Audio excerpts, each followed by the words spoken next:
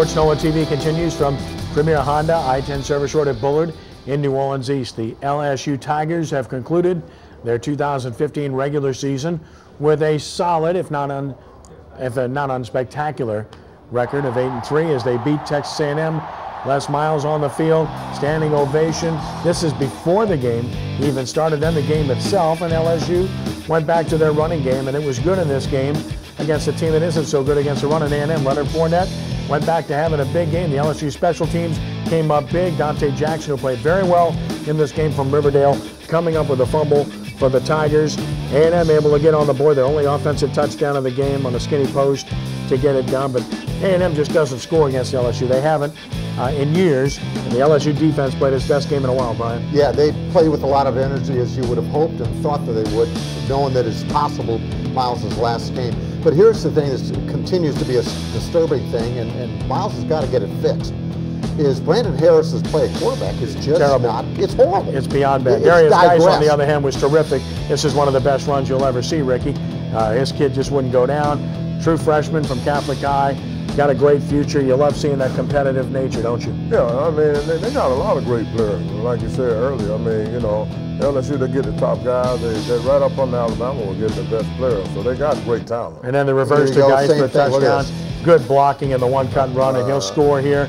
But again, their running game was terrific, Ricky. Their passing game was terrible. Brandon Harris has gotten worse. I mean, his last 3 games have been bad. Well, you know, and that's what you look at. You look at LSU being one of the elite schools around for football, why they can't get a quarterback. Every year they go through the same thing, trying to search for a quarterback. Well, everybody talks about scheme, Brian. I'm not so sure it's scheme. I just think they have mediocre to bad quarterback play on a continual basis. I agree. You know, they continue to try and fit. See, this is the moment, okay? Yes. If you didn't believe that Les Miles, you knew he was gone. Yeah. His players knew it. I mean, they're carrying him off the field. Absolutely. There's no doubt about it. And before the game, you know, with the senior day, you know, he's paying attention to the fans. The fans are loving him, and then what happens?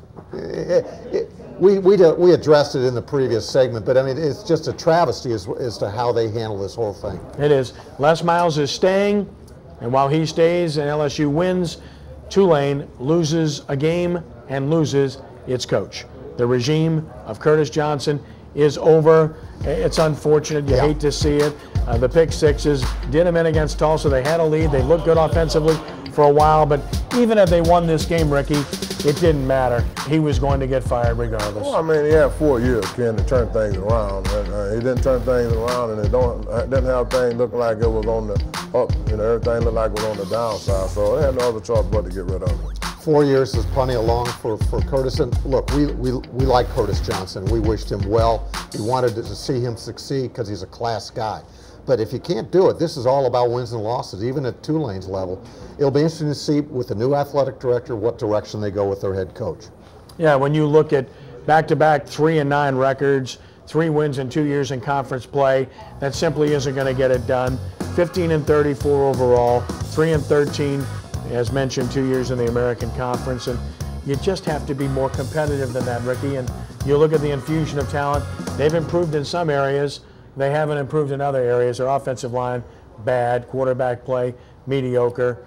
And then your receivers not good enough. Their special teams just dreadful at times. So they just haven't improved enough. You have to see some sign of improvement if you're going to continue on, and I just don't think Tulane saw that. Well, I mean, they didn't get enough athletes, you know what I mean? They got student athletes who can do well in the books, but, I mean, the guys on the field, they didn't get enough student athletes on the field, and you can see that. The one way it's better since he's gotten here as to when he leaves is they've opened the doors again locally in terms of recruiting. They didn't sign all good players locally. Some are busts. Some are good, though, but more than that, they reopened doors, Brian, that were closed previously because Tulane was not recruiting locally under previous regimes, and Curtis Johnson is truly focused on that. You know, and Curtis had a pretty good recruiting plan, I thought. You know, everything south of I-10 from Texas to the Florida Panhandle. And there's enough good players in there. He just didn't get enough of them, and he wasn't able to supplement with who they needed to. If they're going to have that kind of offense, you got to get some studs up front in the offensive line, and they didn't have that. But one thing real quick is that if you don't put fannies in the seats that is the biggest sign of either a good program or a bad program. And Tulane made a strong commitment with that new stadium. Well, but one thing I seen Saturday in the Bayou Classic, Grambling had 5 good quarterbacks, Southern had 4 or 5 good quarterbacks. Ain't no way some of those guys shouldn't have been at Tulane or LSU. I mean, I was just looking at Grambling. Grambling got at least 4 quarterbacks that look like they can play football, and they're big guys. Same thing with Southern. These guys got big quarterbacks, look like they can play and they can run. Look like to me, some of these guys should be at LSU or Tulane. Well, here's the question about Tulane. I want to ask both of you this, and I want an honest answer. All right. Whoever they hire, can you win at Tulane? Or do we have enough evidence to know that you just can't win there? Brian? Kenny, I think you can win occasionally. But what they need to do is find someone, if at all possible, who can sustain winning. And that's the key to good, successful programs. You know, there's the Tommy Bowden's, the 10-0, 12-0 seasons. They can have that occasionally, okay? But you need to sustain it. And by that, you need stability, people with vision, and resources and commitment from the university. Well, you need a big-time coach. I mean, Bowden had a name. I disagree with you. I mean, well, that's the only way you get up. But people are not going to send their kids there unless you got a good coach. I mean, Bowden, you know, he was the dad and stuff. He had the name, so he brought good players there. You need somebody who can bring good players there. If you can't bring good players there, you can have the same mediocre teams that you've been at. I agree with you. I think you got to bring good players, guys who fit Tulane's academic and athletic, their whole vision.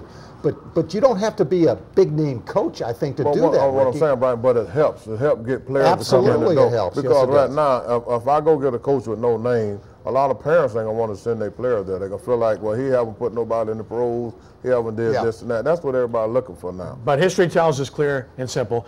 If you have one good year here, it's a stepping stone. You're gone. We've seen that continuously. Can they change that dynamic? I don't know. High school football, that's changing because we've got state championships coming up this weekend on the select side in the Mercedes-Benz Superdome. Division 4 starts at 10 a.m. Friday. Southern Lab and unbeaten St. Mary's. Division 3 at 1:30, unbeaten Notre Dame, and the #1 seed Riverside Rebels.